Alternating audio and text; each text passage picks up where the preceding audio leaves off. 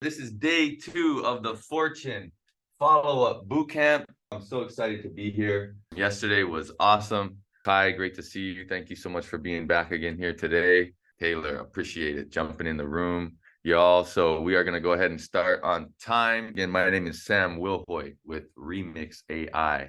Today, we are going to continue to talk about the best practices in sales, how to get more money out of the leads you already have. We know the fortune is the follow-up, but most of us don't do enough of it. So we set the foundation yesterday. Today, we're going to look at the $200 billion sales blueprint, right? Forgive me as I am letting people in as they kind of sign in here. So first and foremost, please get comfortable, drink of choice. Before we jump in today, I want to ask for some audience takeaways from yesterday. Kai, I know you were here live yesterday. All right, yeah. So I love the thing you said about, even though it's AI, it still needs the person and the follow-up and a lot of the execution. So AI and things that can help. But yeah, I think you set the good platform for us to like learn more about how to use these different tools, but also like what is the other side, right? You mentioned the touch points and things like that. So yeah, I appreciate it. And the clip with the Glenn Ross, I mean, classic. So yeah, great addition. Awesome. I appreciate that so much. Thank you for the kind words. Everybody, please give a round of applause. Thank you, Kai, for sharing. Again, it just brings more value to everybody. So thank you so much. Listen, man, I agree. I'm glad that stuck out to you. What are we talking about? Actual. It's in the name, but we get caught up. Actual intelligence. Actual intelligence. AI. Artificial intelligence. It's so sexy. That's what's selling. That's what we all. Artificial intelligence, right? It's in the name. It's artificial. Who made it? Us. Humans made it. Actual intelligence. You might call this natural intelligence or human intelligence. The secret is humans. It's us. Because without a human, if you don't work, the AI won't be able to do it for you. It can only do so much.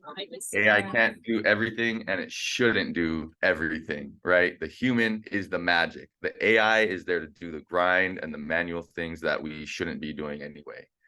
That is going to uplift us to take care of the more higher value and put the human magic where it's most valuable, right? So it's going to help us do our jobs better. It's not going to do our jobs for us. Now, of course, there are some jobs that it'll do and replace, but in the sense of what we're talking about today, it's all about human, being in a human way. So thank you so much. I might have to play that clip again. I always loved that clip. I could never get bored of watching that one. Glenn Ross, that's a classic. And yes, I want to touch on another part of that you said, Kai. The touches, 8 to 12 touches. In order to automate or use AI to do something, you have to be doing something. If you don't have anything, then there's nothing to automate, right? So what does that mean?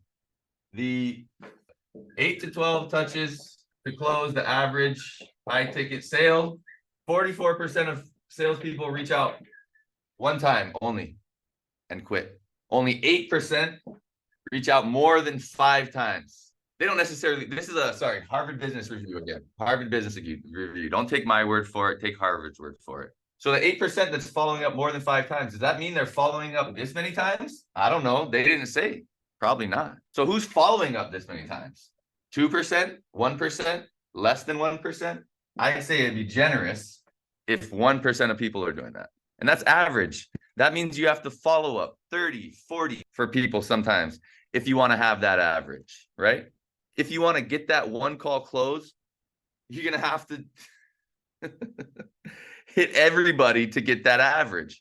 Because if you got a 1 call close or a 5 call close and a 60 call close, that's average. All right, so who's doing that? I'm going to give you a secret. Please stay here. Please don't leave. But here's the deal.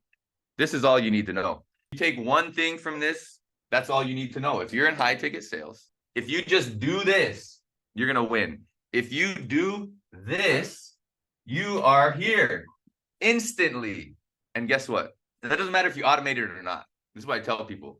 We'll talk about leads. I asked everyone to get their numbers together. We'll talk about numbers today and probably a lot more tomorrow. But if you have a bigger business dealing with hundreds of leads a month and you're spending money on marketing budgets, you're going to need to automate to do this. If you're starting out and your problem is I need more leads, then you need to get more leads and just do it. If you don't have anything to automate yet, I don't care who you are, how you do it. If you do this, you'll get this. Principles. We are talking about principles. That's all we're going to talk about. No strategies, no tactics, no templates, no hacks, right? What is the hack? It's become, I was telling Kai and I was talking about this, right? It's become a good thing in business. But has anyone ever called you a hack? Have you ever been called a hack before? Anybody? Anybody? Anybody ever call somebody a hack? So that guy's a hack. It's not a good thing. Principles are laws that govern, and anything that follows a principle will achieve the result. This is it. We know the fortune is in the follow-up. That's it. I talked about the basic scientific principles to give you an example of all of Earth, right? The basic principles of physics, which is the godfather of all science, is polarity. Polarity exists in permanence. There is a negative and positive pole and spectrum to everything. Without good, there is no bad. Without bad, there is no good. Hot, cold. You wouldn't know what good was if there was no bad. Law of polarity, law of gravity, right? We all obey that one. We all are applied to that principle and have no choice until acted on by an equal or greater force, right? That's how we create lift in an airplane and it's able to fly and defy gravity. Until it is acted on by an equal or greater force, mass, energy cannot be created nor destroyed. There's no getting around the principles. Strategies and tactics can work if you understand the principles, if you do it, if you know what you're doing. But that's what we're going to be talking about today. So what does that mean? I don't want to scare people, okay? I want to make it entirely clear. I've been doing this my whole life. I consider myself an expert, but I am not special. I'm not smarter than you or anyone else. I can guarantee I'm not the smartest person in this room. And I can guarantee you, you know, you've all heard, sometimes it's the smartest people, you know, that aren't able to either do these things for one reason or another. You ever heard the phrase too smart? So some of us have an advantage, you know what I mean? It's different. So I want this to give you confidence, not fear, right? Because you should look at this and say, people are like, oh man, I could just, if I can't do that. I'm not that good. You have to work hard to get there, but guess what? There's less competition at the top. Why? When you're up here, there is no competition. You are the competition. You're not competing against anyone. You're competing with the best of the best, and the best of the best are all friends. That's how you level up. These people are competing crabs in a barrel. The other 92%, really the other 99%, but I can guarantee, at least based on these Harvard numbers, the other 92%, crabs in a barrel. That's where the worst competition's at the bottom and in the middle, because that's where everybody is. So it does take hard to get out there, but once you get out there, you get out there. I love that, Glengarry. Kai, you loved it, I think.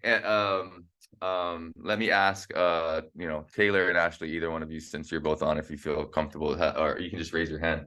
Ever seen the movie Glengarry Glen Ross? No. Coffee is for closers. No. Coffee is for closers. ABC, always be selling. AIDA. Comes in, I'm going to play it again. But anyway, sales competition. First place gets a Cadillac. There's 10 guys in the room, salespeople. Alec Baldwin. First place gets a Cadillac Eldorado. Second place gets a set of steak knife. Third place, you're fired. And everybody else after that. Why? Is that kind of aggressive and old school, blah, blah, blah? Well, listen, look at this principle. If you look at all the salespeople in the world, 1% of us get the Cadillac Eldorado. 8% go home with a set of steak knives. These people are all fired. These people are trash. Don't do that. Don't do that. I know you're all better than that. That's why you're here. I know you're all better than this. I know you can hopefully be approaching this, but I want you to have confidence that you can get here.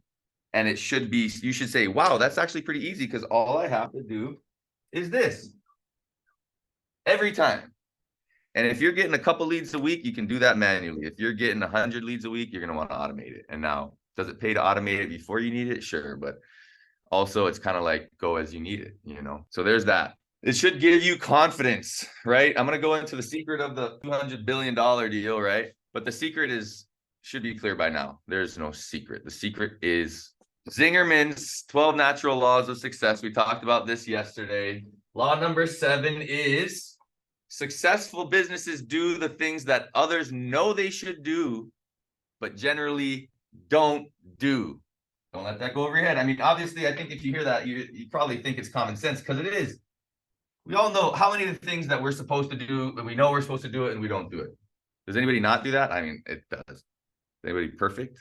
No, not me. Successful businesses do the things that others know they should do, but generally don't do. You can come off mute, you can stay on mute, but I want you to say it with me slowly. Please, you're going to remember more by speaking it out loud. Successful businesses generally do the things that others know they should do, but generally don't do. Zingerman's 12 Natural Laws of Business, law number 7. The secret is the humans. If you don't work, it won't work. And you can only automate something that exists. You can only automate something that's working. If something's not working and you automate it, it's going to work worse, right? So those are kind of the takeaways from yesterday a bit, and we deal with the principles and the foundations and the emotion. There's no separating the emotion, right? I want to ask this question again, okay? I asked everybody yesterday, and I'm going to give a couple personal examples. And if anybody feels about giving some personal examples, that's great. I asked everyone, how much time, energy, effort, and money, blood, sweat, and tears have you put in to get here to where you are today in your business or your job or your relationship or in life? Think about that. How much blood, sweat, and tears has it taken you to get here? Has anyone lived just like a super easy life? You've never had any challenges in your life. You've never gone through any trials and tribulations. Anybody have a life like that? No? Anybody go through some challenges in life at all? Trials, tribulations, anything hard in life? Anybody? Okay. Okay. Yeah. That's a big part of the why, right? It's really more about the why than the how. So why are you doing it, right? How much time, energy, and effort have you put in to get here? I've spent thousands of dollars over my couple of decades now in business on coaching and marketing and equipment and different things. And some of them have paid off handsomely. Some of them haven't. I have had great successes in business, many failures, right? There is not one without the other. Failure is how you learn to not fail again. But I've left so much money on the table and it's painful, right? That's how I've gone from being a small business owner in the trades, being in marketing, becoming a marketing agency and expert, moving on to whatever the cutting edge is.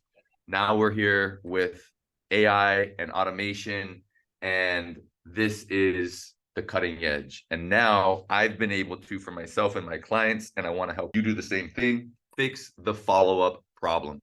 One of the biggest problems in business is the gap and the drop off between marketing and sales. Touch base on the joke from yesterday. It's marketing's job to generate the leads, and it's sales' job to tell marketing that the leads suck. The truth is the leads don't suck. Your follow-up sucks. Most people's follow-up sucks. That's the truth of the matter. So that's really why we're here today. I think about it, and again, what would that have done for my family? You know what I mean? What would it have done for myself if I was, I feel like I could have done double the business that we did in my family business from 2009 until 2016 when we sold it. I know we can. My family business, I came from the trade. My dad had a landscaping business for 30 years. So I'm just going to give a couple examples of this. And this is why it hits home for me. So, because it starts with yourself, your family, those kind of things. And then you're going to maybe have some other missions and passions beyond that, I'm sure. But I remember specific examples. There's one that stands out to me. Wasn't a huge job. Everybody's different. Sometimes it could have been a $200 job that hurt the most. There was one, we did landscaping, lawn service, or we weren't doing full build out landscaping in terms of like, $50,000 driveways and that kind of stuff. But our big jobs would be like 5-10 grand would be a big job for us. And then of course we did the $100-$200 kind of lawn service, everything from the basic $200-$300 a month lawn service to, again, maybe $12,000 jobs, but not $100,000 jobs. So we were doing some trees. This job, we had about 15 coconut trees and a couple other things. There's gonna be about a $3,000 job. This is just one. I have dozens that I can do. And I put the thing together and I dragged ass on the estimate and I didn't get it out to them. And they kept asking, you know what I mean? Because most people will just blow you off.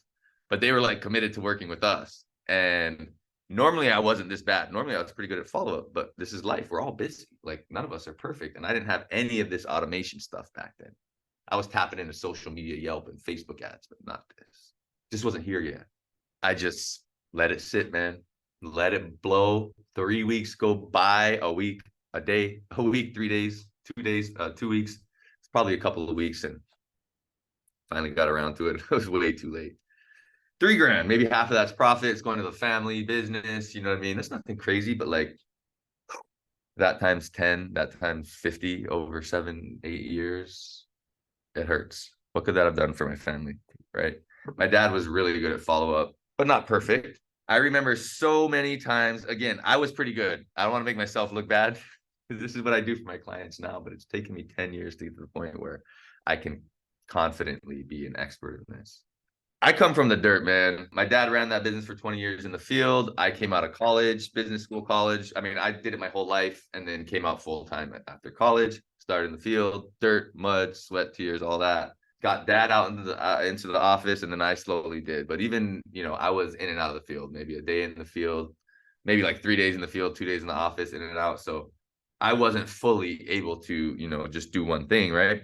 So in my defense, but there was times, again, maybe it was a $200 job, maybe it was $1,000 job, $400 job, and it's just like I didn't get back to it quick enough. And like, we were usually good, usually had plenty of work, but if there was a day that was a half day and it might be Friday and I was supposed to follow up with them and book this job last Wednesday and now it's Monday or Tuesday, he's like, hey Sam, like we kind of like gotta get a half a day in here like for the guys on Friday, or they're not gonna get paid. Like, did you get that guy on? I was like, fuck, I'll get it.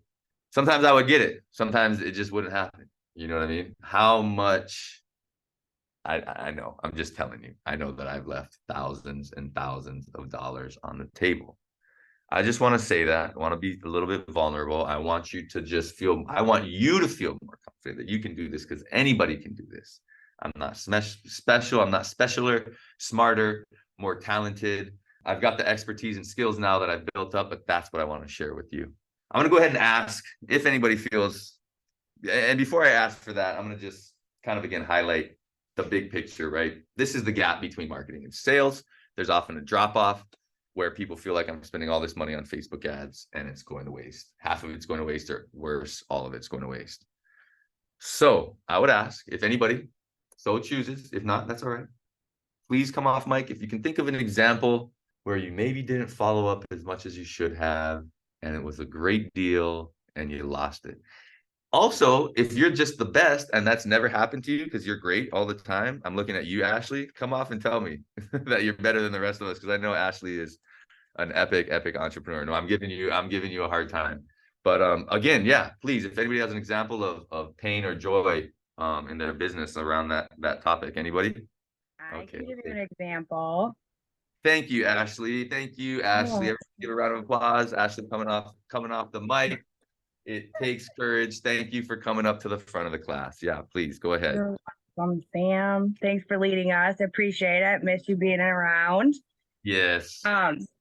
My biggest follow-up concerns were when I use third-party sources. For me, I'm in real estate. So if I use like a Zillow lead source to bring in those leads, I don't have an established relationship. Those ones often fall to the curb for me. I'm not hitting the 8 to 12 on those ones. I'll give them a little bit of my time, but I don't have a relationship. So I've wasted so much money. So I'm no longer a part of Zillow, and I choose to do mail outs, a more personable thing, so that I can build a relationship. For me, I need something to keep me in the game, or I'm not going to follow up. Yeah. Awesome. Thank you so much for sharing, Ashley. I really appreciate that. And for those that don't know, Ashley is a superstar real estate agent and broker. You own your own brokerage, I believe, right? That's right. Thank you. Thank you again for being here. And I know you have a unique market. You're in a smaller town, right?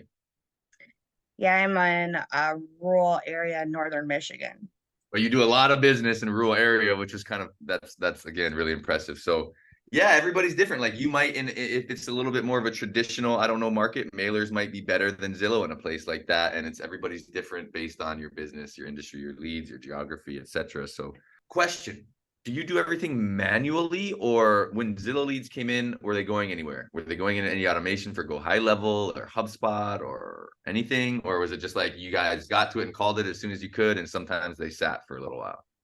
I used a few of the automated systems, but nothing that I dug into too deep because it really, every time I automated anything, it took that personal connection out. So again, like this is why I'm here, because you got to teach me how to keep that going because I fall off the wagon with AI. Anytime AI comes Perfect. in and does my Yeah. job, I forget to do it. Yeah. Or it does something weird and people are like, I don't want to talk to this robot. Nobody wants to talk to a robot, so we have to do it in a human way. That is awesome. Great insight, Ashley.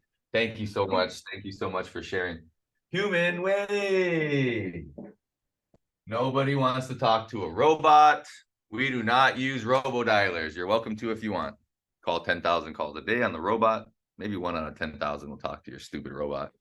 We don't want a stupid robot. We want one that by the time they get on the phone with you, they think they were speaking with you the whole time in a human way. So what does that mean? The AI and automation is going to be all over text, whether it's text messages, again, the most important, whether it's email, phone calls. It takes inbound and outbound phone calls, which are going to be manual, right? Because that's only going to be you that gets on the phone. AI is not taking calls and closing deals for you. It's setting you up. So that being said, that's the idea. So in a human way, you just touched on this, Ashley. After the touches, human way, what else did we talk about yesterday that's most important? Speed to lead and texting, text message. Those are the 3 most important things. Follow up, speed to lead, and text messages. This is what the automation is going to give you as well. Because text messages are by far the most powerful and effective channel that we have at our disposal today. You're going to get a text right away. 80% of business text messages are opened versus 20% of business emails. So this is by far the #1 thing. It's going to allow us to get to them within the first minute, at least the first 5 minutes, because we know if you don't get to them within the first 5 minutes, like Zillow leads, Ashley, if it's not an exclusive lead and other people are getting it, like Home Advisor for a construction company, they buy Home Advisor leads. You can buy the shared ones, the non-exclusive ones, for less per lead and more for the exclusive ones per lead. You get the ones that everyone's calling, a thing comes in, 8 contractors call that person. And we know that 50% of customers go to the vendor that responds first. Speed to lead. When that's B2B, it's 80%. 8 out of 10 business owners go with the vendor that responds first. Why? A lot of the principles and things that we're going to talk about are timeless wisdom. Fortune's in the follow-up. Don't cry over spilt milk. I think those things are timeless and last forever. Now, there's some things like that that I think no longer apply. One of them is we all grew up with you're going to get a job done, get 3 quotes. I think my mom and dad and everybody's mom and dad that I know kind of lived by that. Get 3 quotes. Going to get the house painted, the cheapest one. We're in a modern day. Nobody has time for that. Half of people don't have time for that. 80% of business owners don't have time for that. 60% of people prefer to book an appointment over text message as opposed to phone call. 31% of people would rather go to text message with you as opposed to your website or your app. What does that mean? That means 1 out of 3 people don't even have time to go to your website. They couldn't be bothered. They don't care about your website. They don't have time. Text them. Please, God, text. If you're not texting people, start. So there's that. Good. I'm glad we got to do a nice little jump through. Sam, I don't mean to interrupt you, man, but I just wanted to jump in really quick and piggyback on the text messaging aspect. Thank you. Hi, everybody. My name is Taylor. I'm a general manager of a catering company here in Hawaii. And some of the things that we found valuable within this past year, when clients do reach out requesting our services, we provide food, bar services, staffing, and assistance with rental coordination. Something that we implemented in the business a year ago that we've seen some good returns on is there's an app called, I think it's called Grasshopper.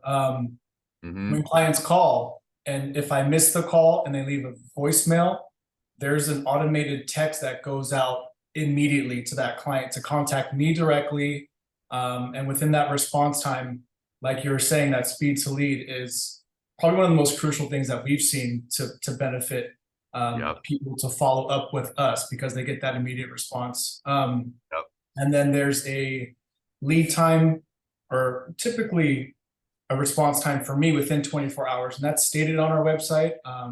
but yeah, just to piggyback on that, I wanted to Sure. let you know that value is very, very That's important. awesome. That's awesome. Thank you so much for coming off and sharing that, Taylor. I really appreciate that. And I know you have a lot of valuable insight to bring to this too, and that makes so much sense. And I have a question to Taylor. Please. Yeah. How valuable would you say adding that second component to your missed calls, like the grasshopper, is to your business? I'd say it's pretty important. I don't know if I can put a percentage on it. A lot of our inquiries do come through our website and referrals from other wedding coordinators. It's But not I always think a town call. yeah, definitely. I think I have their number directly, and then they have access to my emails. So if I don't receive, and this is one of the things that I could touch on the subject before we went into this, was money left on the table. Like I could do so much, like such a better job on following up with those missed calls if I don't receive an email, and just to check where they're at. So I think that was also a great question. So Awesome. Yeah. I've never tried that, so that's very cool. I'll look into that. Thank you. yeah, you're welcome. Thank you. Thank you for sharing, both of you. I have a question about that actually. Is there I'm familiar with Grasshopper. I've used it for certain things. Usually it feeds into another one of my systems that we'll talk about, but do you have other automation set up after that? Or is it just like after that incoming call, text message, voicemail, it's like up to you as the person to get back to it? And if you don't, they're left on red. Is there any other automations, emails that comes next? No, unfortunately, I wish there was an email automation.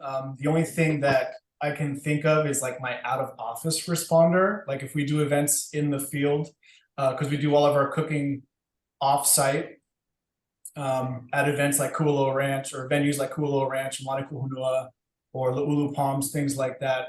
We're out of office, so I can't get to all the emails. And basically I change up the template to, you know, the date that we're in or the time frame in which I can reach back to the client. But after that, yeah, I mean, I'm attached to my phone 24/7. If I see an email come in, I flag it.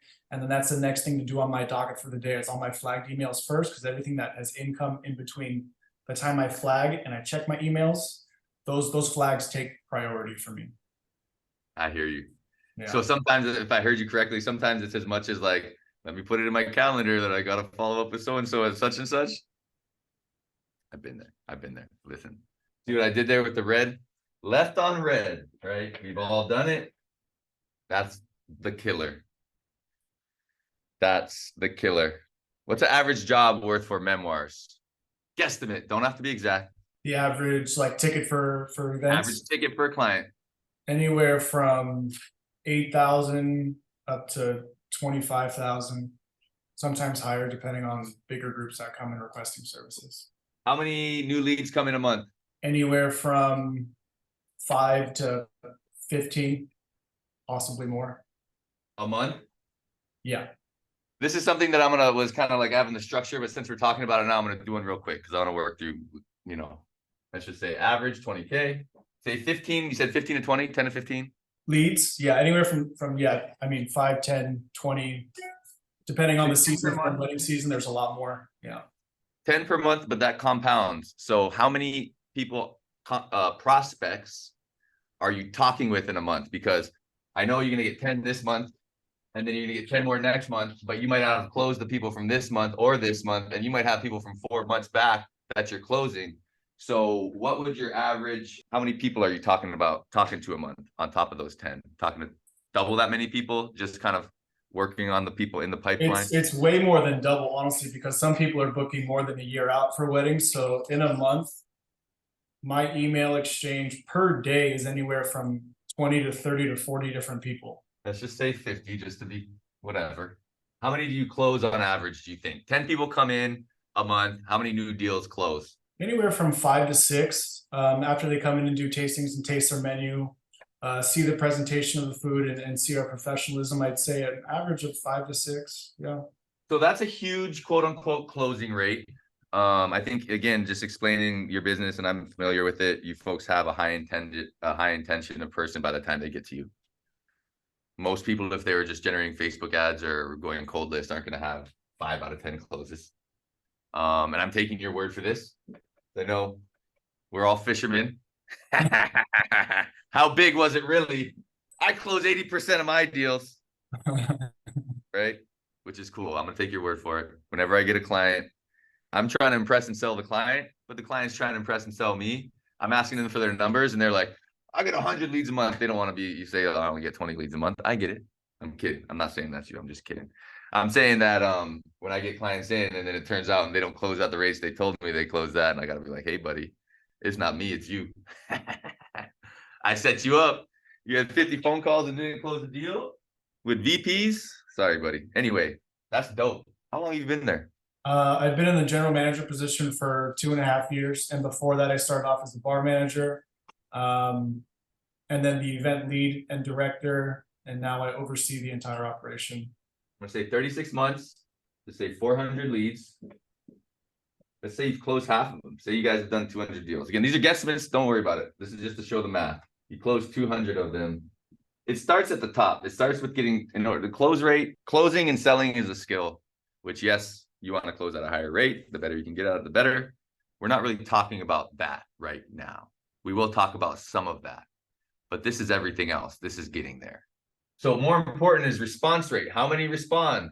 Sounds like most of them do. How many book a call? A good amount. How many close? Right? Response rate, book rate, close rate, cost of acquisition. So that's 50%. What if you could get your response rate up by just 10%? I see clients doing Facebook ads, paying for ads. They come in before they work with us. They're only getting 30 to 40, maybe 50% of their leads to respond. Respond. People sign up for a form, ask you to call them. They don't have the time to pick up the phone or answer your text. 50%.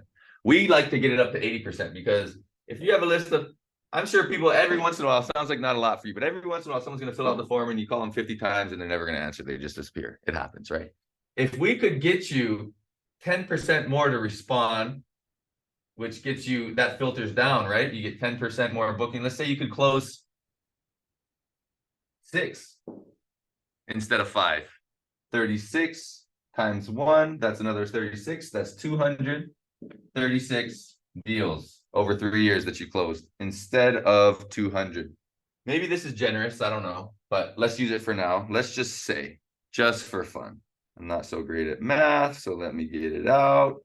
36 times 20,000. Nope, deserves to be in red. $720,000. I don't know if you left that on the table, but it sounds to me like probably. Let's say it's just $10,000.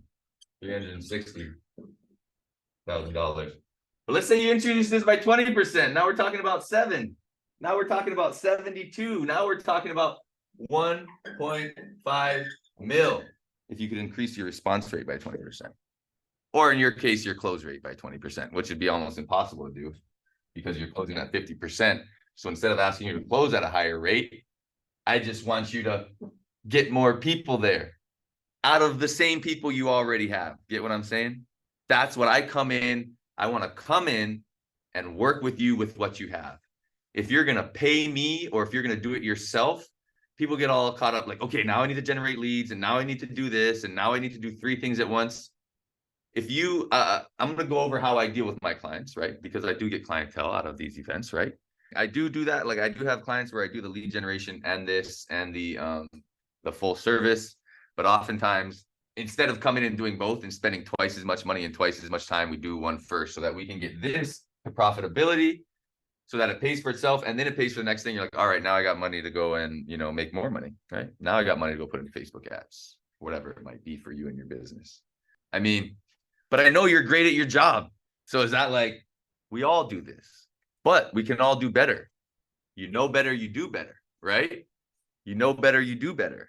But I told you about a couple of jobs for me. I told you about a $3,000 job. Listen, over my 7 years, I don't want to do that math. Tell me though, how does that sit? I mean, how does that feel? I mean, like I say, when I look at my examples, it hurts me in my heart. But I also give myself forgiveness, right? Because you know better, you learn better. And I didn't have the technology at the time, and I didn't have the same skills and experience either. But what does that do when you see that? I mean, it's a big number. Yeah, I know I could be wrong. I could be wrong, but even if it's half of this and half of that, it's still a big number, right? No, you're probably pretty on point with the 36, 360,000. But yeah, that's a very real number that I've seen in my own reports. When I have 3 pending years, clients, that's confirmed clients, yeah, that's a very 6 real figures number. a year. Six Yeah. figures a year, you Mhm. know. And I know you moved up into that company, but I mean, imagine for whether it's the ownership of the company or commissions on a paid person like yourself or whatever it is, that money trickles down to everybody and pays for everybody's families, right? So what does 10% more mean? What does an extra 6 figures mean to your boss's business? Or, whatever maybe commission could have been part of that for you, And I know you've got ambitions beyond where you're at now. So now you know better, you do better, right? Awesome. Thank you for sharing again, coming off camera. So I'm gonna try to fly through a couple other things. Moral obligation. I want to spend more time on the moral obligation, but long story short, you've got a moral obligation, right? To self-maximize. If you want to support yourself or your family, whatever the why is, I'm sorry, but if you want to do things in the world, you want to support the disadvantaged, you want to save the whales, what do you want to do? I don't care. Money is how things get done.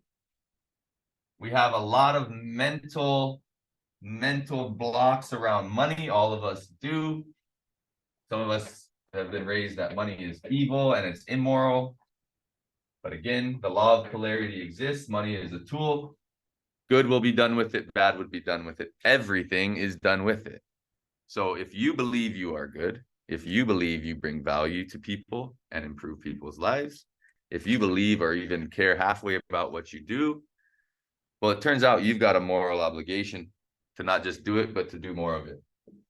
And here's the thing, not everybody wants to be a self-maximizer. That's fine. I feel like if you're here, that you probably are a self-maximizer. Because what about this argument, right? Someone says, oh, I don't need that much money to live. I just want to be happy and comfortable. Okay, cool. That's fine. That's a totally fine and moral life too. But if that's really all you want, I feel like a lot of people just say that. Because then if you ask them like, oh, well, is money good then? Oh, well, it's kind of tight. Oh, my mom also is not, you know what I mean? Mom also doesn't have the greatest retirement. Money's tight for her too. Oh, I would love to get my mom into that house. Oh, my cousin, I want to help cousin. Oh, oh, so it turns out you actually do have greater ambitions than you're telling me, and it's just an excuse. You want to save the whales? Are you saving the whales? No, I don't have the money or the time to think about it. Not self-maximizing is doing a disservice to yourself, to your family, to the whole world. Because if you have a gift, which you do, it is your obligation to share it as much as possible. Now I'm going to introduce the $200 billion sales blueprint. And before I do that, I'm going to explain to you why I'm doing it, right? Y'all have seen my testimonials. You've seen other people's testimonials. You've heard me give personal examples. The 4 main mechanisms in sales are first party. That's me telling you about it, telling you about my own personal experience. You can take my word for it if you want. If you know me, like me, and trust me, you might have a more higher trust rate, but there's definitely people in this room who have no idea who I am, and I'm a complete stranger. So take my word for it. You know how that goes. It works a little bit. Second party proof, testimonials. That works a little bit better. If somebody else is telling you, co-signing for me, that works better. But those can be faked too, embellished. I don't know. People steal those from other people. Those online marketers, sometimes they'll just literally go rip that video of somebody else and then put it in. So when you look at testimonials, make sure they say the name, right? The business name, the person's name. You notice my testimonials, they're like, Sam and his team was so great, Remixed AI. Okay, all right. That can still be faked, but at least I didn't rip it off of somebody else's page. Second party proof. The most important and powerful are third party proof and kitchen table logic. Third party proof, and kitchen table logic. Why? Because you don't know me from the hole in the ground. You can't take my word for it. Don't take my word for it. Take Harvard's word for it. Oh, why? Oh, because that's a report from Harvard Business Review. I can text it to you, send it to you right now. Okay, most people trust Harvard. Some people might not like Harvard. but fine, whatever. So obviously, I haven't done $200 billion of business in my life, done millions of dollars in sales for myself and for my clients. $200 billion, I'm working there, right? So what are we going to do? We'll learn from the best. We just want to learn from the best. So that's what we're going to do. Kitchen table logic. I want to do a little bit of that with you folks too. Again, those are going to be more sales techniques and sales training. So that's not going to be the main thing that we do here. So those are things that you can hopefully take and look into a little bit more. Maybe I'll do some more training on that one day and put in your tool chest. Now, I'm going to ask real quick, $200 billion sales blueprint. I told you this is going to be an example of third-party proof. Don't take my word for it. I want to give you an authoritative source. So the hints I gave everyone is it's a publicly traded company, Fortune, I don't know, 100 company, I believe, $200 billion sales cap. And they sell software. They sell software with a Salesforce, with a sales team, setting appointments to take calls to sell their service over the phone or in person. Anybody have any guesses? Feel free to come off the mic. There's no bad answers. Give it a shot. Just guess. I'm thinking, is it, oh gosh, All right. is it Microsoft? Very close. They are competitors. Apple. It is not Apple. Sorry, I always mean to lead with that, just to say it's not Apple. Competitors with Microsoft in a space of Microsoft came first and they've revolutionized an industry. So I'm gonna go ahead and just give it to you guys. Is that cool? Anybody want to take another guess? You were close with Microsoft. Salesforce actually acquired. Oh, ding, ding, ding. Salesforce. Salesforce is the CRM. Wow. Everybody familiar with Salesforce, or is anybody not familiar with Salesforce? I've heard of them. I didn't know a whole lot about them. Okay, well, let's learn.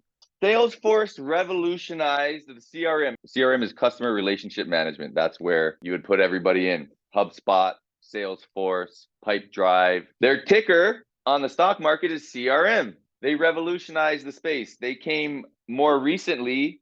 Before they came, the dominant people in the world of CRM was Oracle and Microsoft. They were always big competitors, Microsoft and Oracle. Now, Salesforce put it in the cloud. Salesforce put it in the cloud. So they revolutionized it by putting it in the cloud. Now they dominate the industry and they literally own the name. Salesforce controls 25% of the CRM market. The top two competitors are Microsoft and Oracle, and combined, they have 8% of the CRM market. Now, Microsoft and Oracle these days are known for a lot of other things because that was never Microsoft's core business. So Salesforce, what's the secret? Why are we talking about it? Because everything we've talked about already, I already told you the story of Salesforce. I've already told you. And I'm going to tell you again by repeating myself, as Simon says, Salesforce, Salesforce, Salesforce. All right. They are the Apple of their industry. They have a $200 billion market cap. That's why I call it a $200 billion sales blueprint.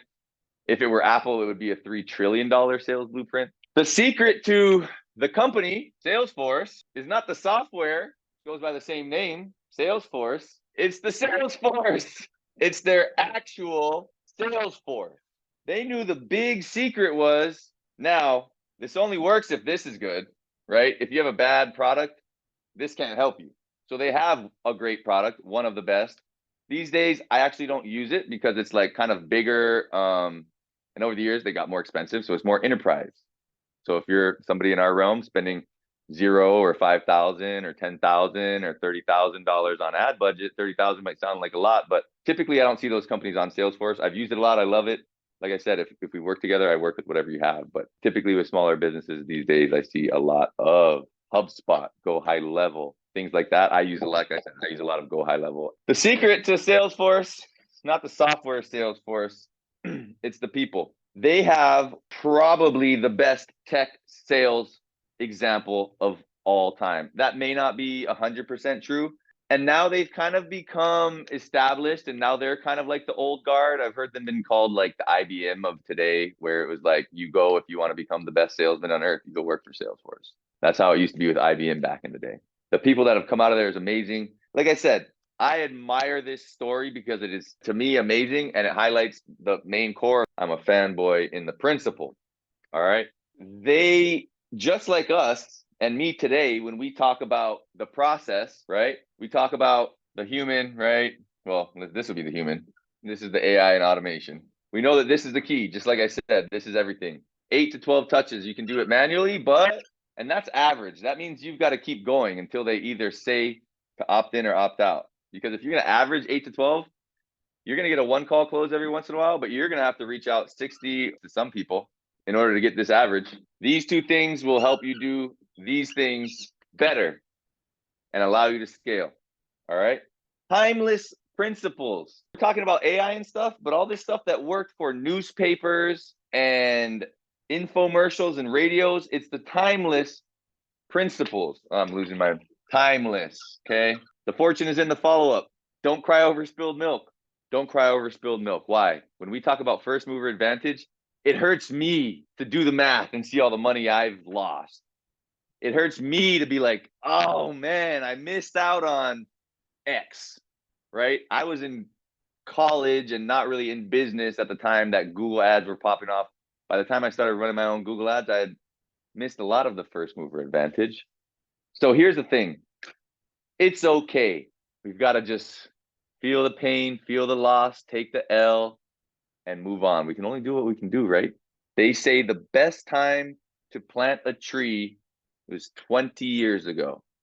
Anybody ever heard this saying? When is the second best time to plant a tree? Today. Right now. Right now. So if you want to move on, and if you want to scale, and if you want to grow as a person and financially and for your family, and if you want to make the rest of your life the best of your life, then you need to act now. I don't care how, but you need to act now. What happens if you don't act now and you wait until next month? I mean, is everything just perfect right now? Not for me. I know some things that I need to do right now. Otherwise, they won't get done before the end of the year. Talk about that stuff that needs to get done before the end of the year. You need to act now. I have been in so many different types of businesses and had successes and failures like we talked about. I graduated college in 2009. I was a senior getting my business degree in college in 2008 during the crash. It was a perfect time to come out. Contractors were going out of business. And we thrived and doubled our business 3 times, maybe 4 times in 7 years. But a lot of that happened in 2009, 10, 11, as we were trying to come out of a recession, the Great Recession. So I hear it all the time. I don't care if you pay me or you pay Mark Zuckerberg and do it yourself. I don't care. There's so many things. Oh, the market's bad. You know, when fortunes are made during a recession, you know, the only people that lost money during the Great Recession and the Great Depression, you know, the only people that lost money? The people who had to sell. Don't let that go over your head. The people who had money and were like, oh, I don't need to sell. You know how long it took for that money to come back and then double? And it's doubled 5 times since then. They didn't need to sell. Wealthy people go in, what do they do when a recession hits and nobody can buy homes? What do? They buy all the homes. What happens when the stock market takes a dump? What do? They buy it at a discount. Fortunes are made during the recession. If you think you're going to wait till it's better, then everybody's going to spend. And now you have the competition. Right now, there is no competition. Everybody's pulling back. People are shutting down. I have clients that sell POS, you know, little check-in stands for the restaurants. You know how hard it is. You know how much they get bombarded by cold calls. You know how many of those people are retiring right now, throwing in the towel? A lot. You know how my client is doing? You know that little emoji? I have 2 clients that are hard money lenders. They lend to people who fix and flip homes. I have also clients that do conventional mortgages. You know how many real estate agents are throwing in the towel right now? My people are having banner years. You need to not only move fast, but you need to buy at the bottom. What's another one? Oh, it's the holidays. We're going to wait until the beginning of the year. You know how many people follow through on their New Year's resolutions? Don't quote me on this one because I don't know the stats, but I'm going to say 0, maybe 1, probably more than that, but it's not a lot. Here's the thing, and I've heard this said before. You get all these articles like, what's better? How can we stick to our New Year's resolution? Start in December. Because what happens when you come back from the holidays and you just feel so relaxed and it's January 1st, and then you typically don't have to go back to work till the 3rd or the 4th. I closed 2 deals last year between the 25th and the 1st when people are waiting till next year. Because when I show you what I offer here, I'm going to offer a deal here, which is basically a Black Friday deal. It won't be quite as good in December, but come January, it will be more expensive. You can guarantee that. First mover advantage. So if I got to give some extra bonuses to get people to figure out that waiting, what happens if you wait till the next year? It's probably either not going to happen, or that person who got started a month before you, a year before you. I have clients that have been with me for years. I've been working with WooSender for 3 years. They've had AI built in for 3 years. Salesforce has had AI built into their system since 2017, as have other people. ChatGPT is just this amazing new thing that's the next level. But it's been there. We've been using it. But guess what? There's people that are going to come in and join my business in 10 years from now because I'm still going to be here. And whatever's best at the time, I'll be using. And whoever becomes my client in 10 years from now, what happens if you either, whether you became my client or did it yourself, what happens to you if you started now and you felt like you were 3 years behind? You're 10 years ahead of so many other people, though. First mover advantage. So because I got carried away, and I did mention, I've talked about Salesforce enough, right? Because it's just the timeless principles. It's not Salesforce. All they did was come in and do what they needed to do because they studied the tape. The best predictor of the future is history, right? As much as we don't want to dwell in the past, right? But that's all we have to look at. Talk about military strategy, right? Business is kind of like war. And a lot of us look up to those Lao Tzu, Art of War. They consider that a great business book, right? Whether you agree or not. But military strategy, how do you prepare for battle? You go back and look at the historical battles. How does an NBA or an NFL team prepare for the next day? They literally look and study the past. Last week's game. So yes, we have to be present in the now. The present is the most important. It's why they call it a present. Secondly, I would say the past, because in order to have a successful future, we have to study it. We want to do these things in a human way. So what I'm saying is that I'm going to wrap it up and keep the technicals for tomorrow. That'll be more of the how. Like I said, I'm talking about principles, setting the foundation, not so much strategies, tactics, or hacks.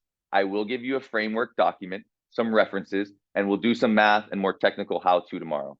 So I was hoping to do some kitchen table logic. Actually, I might be able to do the kitchen table logic with any of you, but I know Kimberly had expressed some interest. So I'm going to talk about the offer that I give to my clients. And I'm going to put it this way again, right? Because buy or don't buy, I don't care. I want what's best for you. That's why I love helping and why I'm able to do this for free, because I do get typically 2 clients out of each event.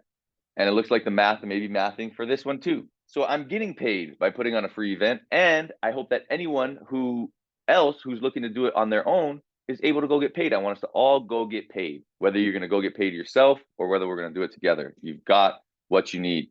So for those who would like to have someone who's the best in the business on their team, doing it either for them or with them, then I welcome those people. And some people are just your people. This is not for everyone. And again, the math must math. I will only work with someone once we can sit down and do the math and say we've got a 90 to 95% confidence that this will ROI at a healthy enough level to make it worth it. There are no guarantees 100%. Same thing if you do it yourself. We're going to look at, okay, how much is go high level going to cost you? There's usage. Usage is usually typically very small. So the math has to math. Whether you're doing it for free, you still got to pay for GPT is a $20 a month license. These things add up, but you can typically get it done for less than $1,000. You can probably get it done for less than $500 a month, but to each their own. So what is the offer like? We are a holistic sales partner. It's not just about the software. As you know, the magic is in the service. It's in the people. If you remember back to the sizzle reel in the beginning, some of you may have jumped in early enough to see my man Corey, founder of Keiko Capital, hard money lenders. He said in about a minute, he said the word AI once. He said the word service 5 times. The AI and the technology was cool, but that's how he started. He said the AI and the technology was great. It's the best in class. But he spent 10 seconds on it. And then he talked for another minute and a half about me, my team, the service, the sales coaching, the ROI.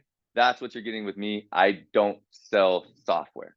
You can go buy software anywhere, and you can also do it yourself. And if you're in between, there's a million ways to get things done. If you have a few $100s to spend, you can always go and put that to work on a place like Upwork. I don't lock people into one-year contracts. How are we not like other agencies? We don't lock you into one-year contracts. You need to give it a 90-day minimum. Otherwise, why would you even start?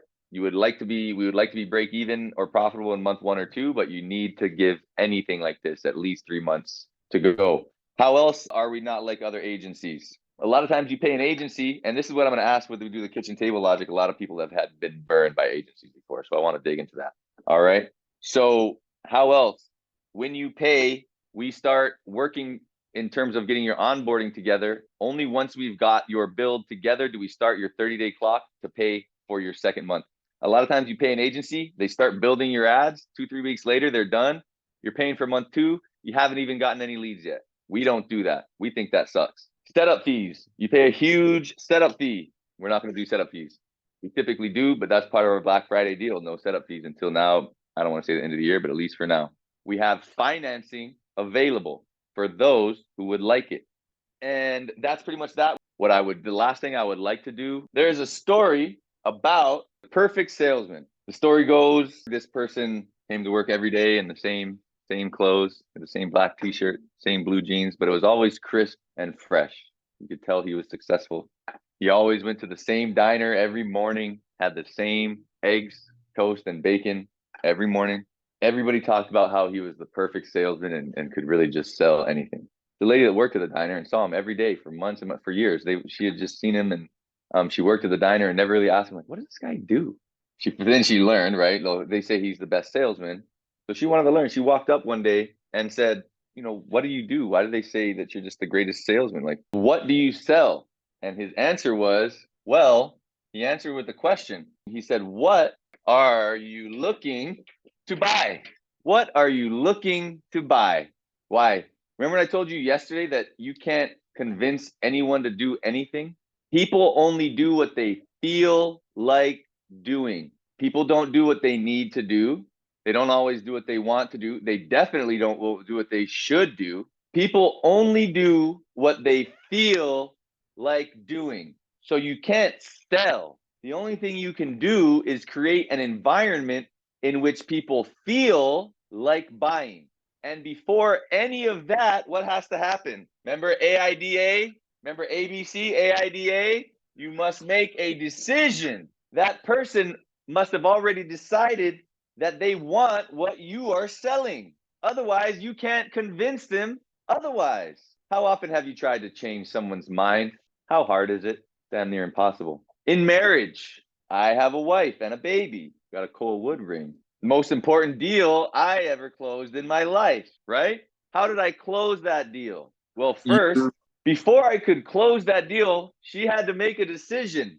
What did she have to decide? Before I could close the deal, she had to decide that she wanted to get married in the first place. Before any man could ever convince her to marry them, me included, she had to decide that she wanted to be married. My wife made this decision, which was the only thing that made it possible for me to close that deal. I'm going to show you all a photo. I feel like there's a lot of fear and anxiety. People feel like AI is coming to take their jobs, that kind of stuff. AI will always need a pilot. Artificial intelligence will always require actual intelligence. Learn how to be that pilot. You'll always be ahead of the game. People complained about the assembly line when Ford did that, taking jobs. Same thing with McDonald's. And same thing here, but when one door closes, another door opens, right? These are the jobs that nobody wants to do anyway. Nobody wants to sit in a call center for 8 hours just cold calling and then setting up the good calls for the real closers. Nobody wants to flip burgers. So let the machines do the things that we don't really want to do. Guess what? There's new and better jobs. Law number 9, you just get better problems, right? You get more success and more money. You don't have no problems. You get better problems. You deal with the higher level problems. So that's it. I want to inspire confidence that you can be in the top 1% of salespeople easily, whether you do it automatically or manually. And B, not only don't be afraid of AI, have confidence that you are better than AI and that you can control the AI, because just like we have dominion over the entire earth and every animal, we also have dominion over the artificial thing that we created. That's that. Listen, a lot of what we're talking about is mental. A lot of people have hangups over money. I said yesterday, you have to love yourself before you can love someone else. In the airplane, when it's about to crash, you have to put your mask on first before you help your children. It seems counterintuitive, but why? We talked about it, right? If you put the mask on your baby and then you run out of oxygen before you can put your mask on, now that baby is going down in a burning airline by themselves with no adult support. If you put your mask on first and then the baby passes out before you can put the mask on the baby, again, you are a grown, capable, able adult. You can try to resuscitate that baby, because that baby's going to need you when the plane goes down. If you save that baby and pass out, the plane's going to go down and the baby's going to die, and you're both going to die, guaranteed. At least you have a chance if you put your mask on first. I'm going to do a couple call and repeats here. I'm going to ask you guys just to say one or two things. This one's kind of funny. This is on the door. I'm at a co-working space right now. This guy has it on his you're in my seat. I feel like this is how everyone feels. AI is gonna take our jobs. Take our jobs. Anybody watch that South Park one? Because we're gonna do it again right now. Whether it's immigrants or the assembly line, or now it's AI, right? Can everybody hear? Let's see. They took our jobs. Yeah, they did. Took our jobs. They did. Well, they took our jobs. They took your jobs. They took your jobs too. They took our jobs. They took your jobs. They took your jobs. Took your jobs. But then the people from the future came along, and now we're out of work too. Future people. Oh, they took our jobs. They took your jobs. They took your jobs. They took your jobs. Future people. Oh, but that's the problem. Those goobacks are taking our jobs. You're goddamn right. These people from the future are taking all the work away from us decent present-day Americans. Took kind of like They AI, took right? our jobs. Like a mix of an They AI took our immigrant. jobs. AI's and Right, immigrants. redneck Like rebuttal. everyone's pissed.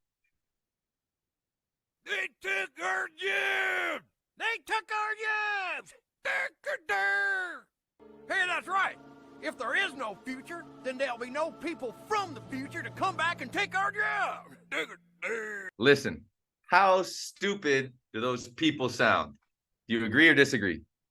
Those people sound like idiots? Or do you think they sound smart? Idiots?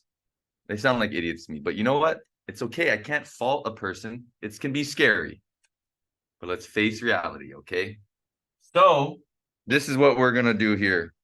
I want everybody to repeat after me. Okay, you can do it on mute if you want. I love myself.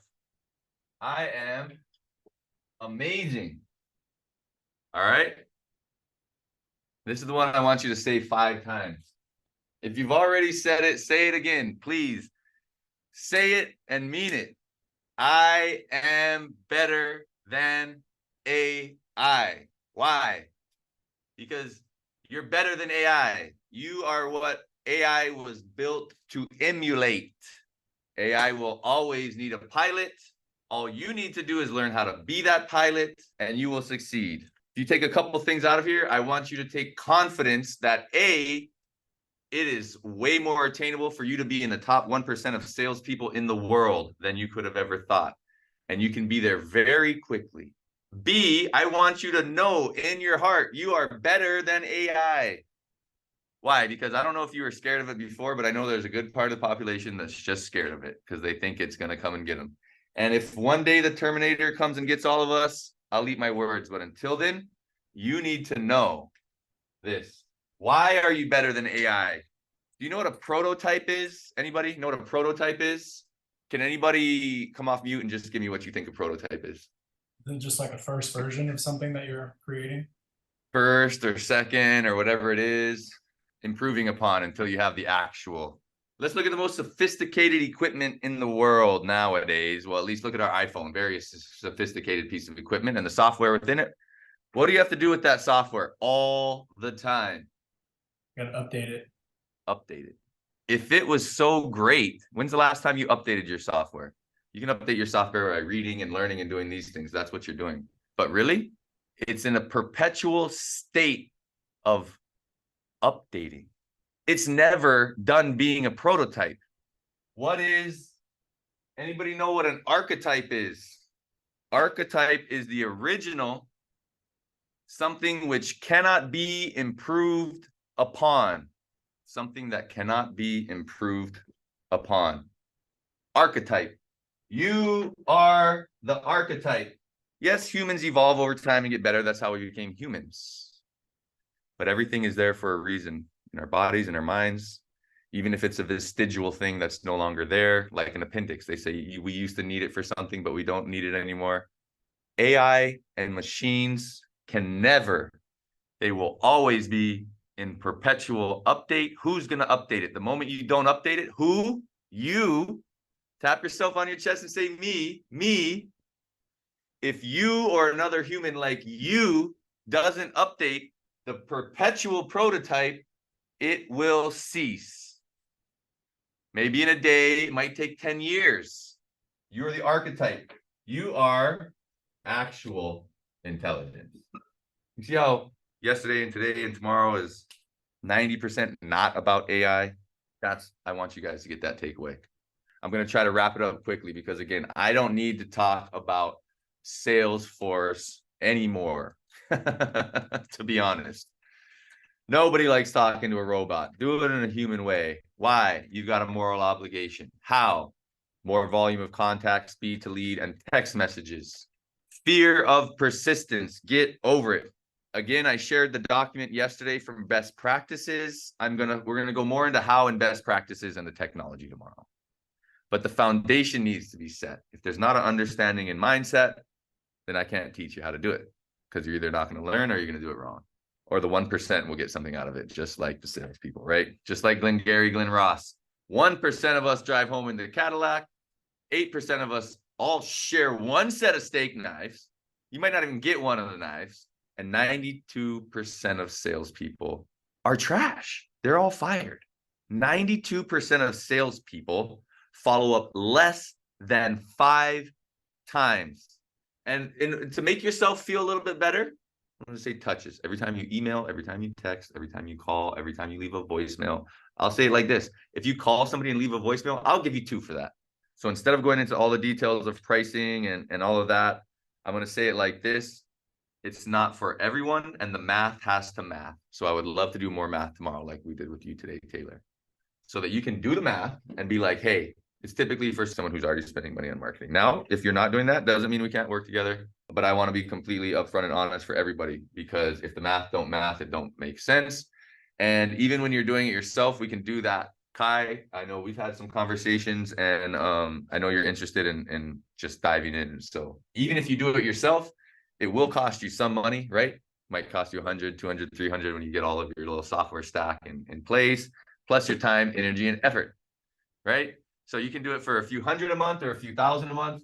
If you were here in the beginning and you got to see, I'm going to watch it again. My man, Corey from Keiko Capital, you heard him talk for about a minute, and he didn't talk a whole lot about AI. He mentioned it, but what did he talk about most? I'm gonna bring it.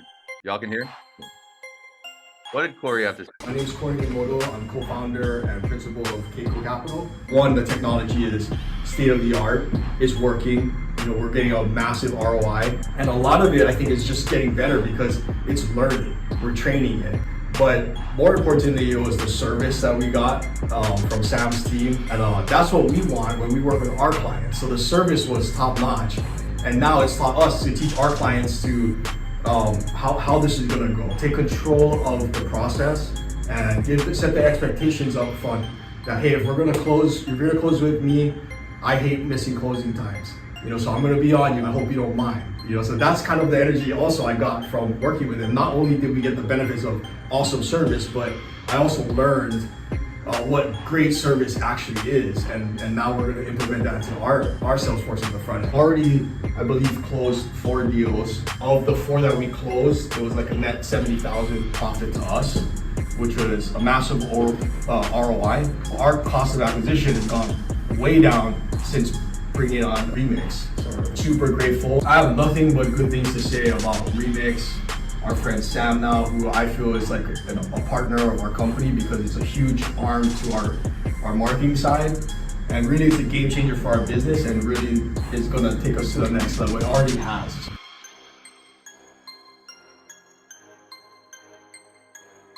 How many times did he use the word AI? Do you even remember? How many times did he use the word service? 7 times in 2 minutes. Sam, team, partner.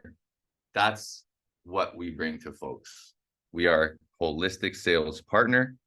We are an accountability partner. I'll give you all more of the offer examples tomorrow. But remember, I hyped up this 200 Billy thing. And what was the secret? It took me 5 minutes. I didn't need to spend any more than 5 minutes on Salesforce because I'd already been talking about it the whole time. Don't take my word for it. Take Mark Benioff's word for it. Don't take my word for it. Take Harvard Business Review's word for it. Okay. So again, thank you for being here. Tomorrow, I'm gonna try to go over those a little bit more tomorrow. The 4 main mechanisms of sales, right? Super powerful. I'm gonna do that. Make sure I have, and then it's gonna be how to, and then it's gonna be me giving the offer to the people who want it. I'm gonna be making sure you get all the links for. It's only gonna be a couple of docs that I'm gonna send you. I'm not gonna waterboard you with templates. We're talking principles here. Customization, how and why we do what we do. We customize each AI account for you and yourself, but we'll talk about those things tomorrow. Again, I appreciate each and every one of you so much. Thank you so much for your time, energy, and effort. Thank you for all the work you've done to get here today. You made it here today to be with me, and I am tremendously honored. I love each and every one of you, and I look forward to seeing you tomorrow. Aloha.